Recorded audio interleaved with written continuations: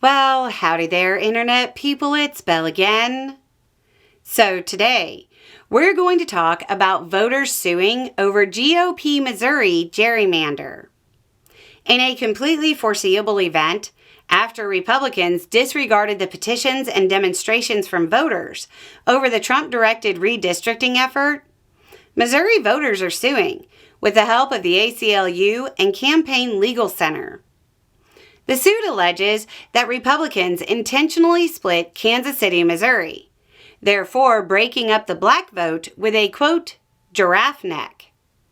That weird phrase may actually become really important later, because Missouri's requirements state that districts must be as compact as may be. If they can show cracking, splitting up a voting block, occurred via a map that contains districts that aren't compact, it's going to be hard for the GOP to move forward. The suit argues that political considerations don't provide an exemption to the compactness requirement. The complaint also states that, quote, at the demand of President Trump, and contrary to the plain text of Missouri's Constitution and decades of precedent, Governor Kehoe recently called an extraordinary session of the Missouri legislature to jam through an unconstitutional mid-decade redraw of the state's congressional districts, with the goal of preventing Kansas City voters from electing their preferred candidate to Congress. The mayor of Kansas City was public with his opposition, saying, quote, this gerrymander represents nothing more than a political attack orchestrated by Washington elites.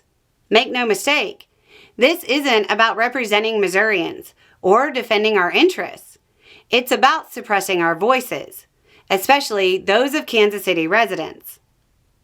Another issue that might come up for Republicans is that they didn't really hide what they were doing and why. They wanted another seat. The complaint notes this by saying, quote, while publicly acknowledging that the map was being redrawn to defeat Black Democratic Congressman Emanuel Cleaver, the governor nonsensically cited the obviously pretextual claim that there was some Voting Rights Act or 14th Amendment violation with the 2022 map in his proclamation calling the extraordinary session. The map may have another major error.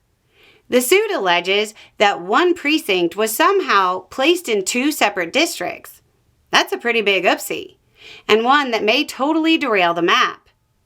Kansas City Council member Jonathan Duncan seems to think the map might actually backfire on Republicans, saying, quote, there is gerrymandering, and then there's dummy-mandering, and I think the Republicans have dummy-mandered Missouri.